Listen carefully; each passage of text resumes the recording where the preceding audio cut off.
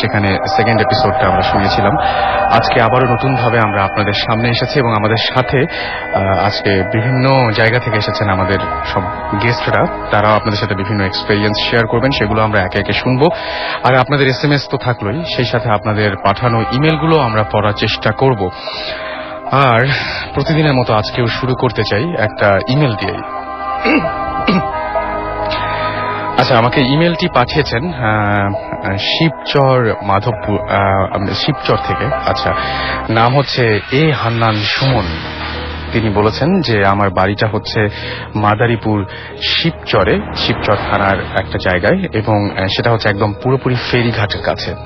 আমাদের বাড়ির কাছে একটা ভ্যান চালক ছিল, ওর নাম ছিল হাসান। ও অনেক সাহস ছিল, ও সহজে ভয় পেত না। একদিন অনেক রাতে আমাদের ফেরিঘাটে একটা লাশ নিয়ে কিছু পুলিশ আসলো এবং তারা বলল যে এই লাশটা নদী থেকে উদ্ধার করে আনা হয়েছে। তারা বলল যে লাশটাকে থানায় নিয়ে যেতে হবে, এবং থানাটা ছিল হচ্ছে ফেরিঘাট থেকে প্রায় ৩-৪ কিলোমিটার দূরে।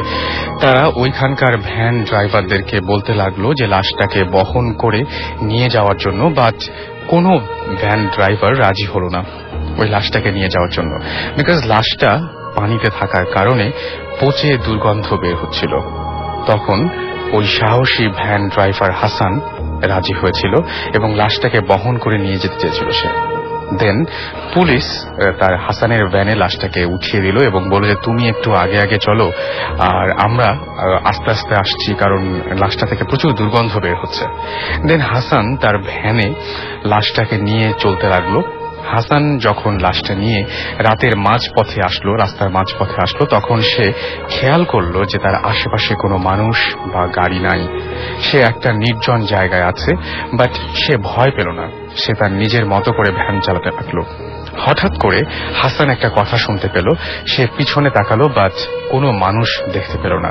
সে মনে করলো যে সে ভুল শুনেছে, বাট না, সে আবার সেই শব্দটা শুনতে পেল। শব্দটা ছিল অনেকটা এই রকমের যে কোথায় নিয়ে যাচ্ছিস আমাকে। হাসান এবার একটু ভয় পেল এবং সে তার ভ্যান আরো জোরে চালাতে লাগলো। কিছু দূর যেতেই সেই কথাটা সে আবারও শুনতে পেল। সে ভ্যানটা আরো জোরে চালাতে লাগলো। আর একটু দূর যেতেই হাসান অনুভব করলো যে কে যেন তার কাঁধে হাত রাখছে। সে পিছনে তাকিয়ে দেখলো লাশটা উঠে বসে আছে এবং তার কাঁধে হাত রেখে সে ডাকছে লাশটা তাকে। সে দেখতে পেল এবং শুনতে পেল যে লাশটা তাকে বলছে যে তাকে যেন ভ্যানটা চালাতে দেয়া হয়। সে তখন ভ্যানটা থামালো এবং সাথে সাথে অজ্ঞান হয়ে গেল।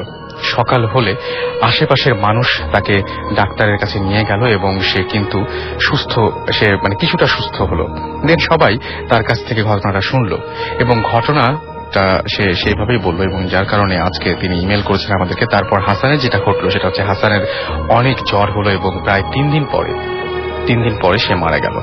তো আমি এই ঘটনাটা কেন পড়লাম তার একটা কারণ আছে, যে এই ঘটনাটা অনেকটাই অবিশ্বাস্যই মনে হতে পারে আপনাদের সবার কাছে, বাট আমি এরকম একটা ঘটনা আরো একজনের কাছ থেকে শুনেছি। সেটা হচ্ছে আমাদের এখানেই কাজ করেন আমাদের একজন ড্রাইভার, তিনি আমাদেরকে এই ঘটনাটা বলেছিলেন এবং তার ক্ষেত্রেও এই ব্যাপারটা ঘটেছিল। তো আমি জানি না যে এই ঘটনাগুলো একইভাবে ঘটে কেন, এর কোনো একটা আলাদা রিজন আছে কিনা, আই ডোন্ট নো। বাট আপনারা যারা ফেস করেন এরকম ঘটনা, তারা দেখবেন যে অনেক সময় একই ধরনের ঘটনা অনেকের সাথে ঘটছে। এটা কেন হয় সত্যিই এটা একটা বিরাট প্রশ্ন।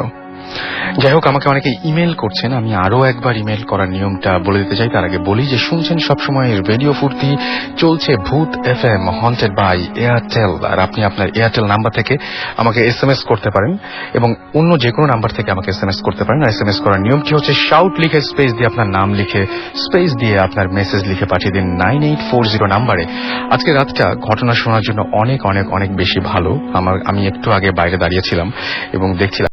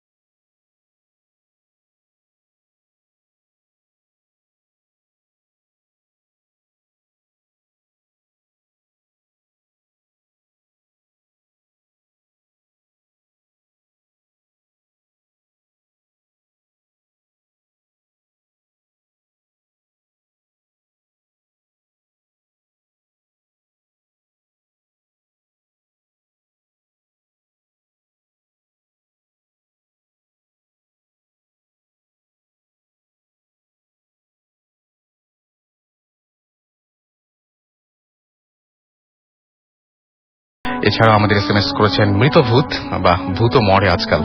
রূপা আমাদের টিকাটুরি থেকে SMS করেছেন, আমাদেরকে শাহরিয়ার SMS করেছেন আমাদেরকে রিয়াদুল, এছাড়াও আমাদেরকে SMS করেছেন সুমি, লাজিম সহ আরো অনেকে। সো আপনি যদি SMS করতে চান তাহলে আপনার এয়ারটেল নাম্বার থেকে আমাদের SMS করুন বা অন্য যে কোনো নাম্বার থেকে আমাদের SMS করুন। আমরা একটা ছোট্ট ব্রেক নিয়ে চলে যাব এক্সপেরিয়েন্সে।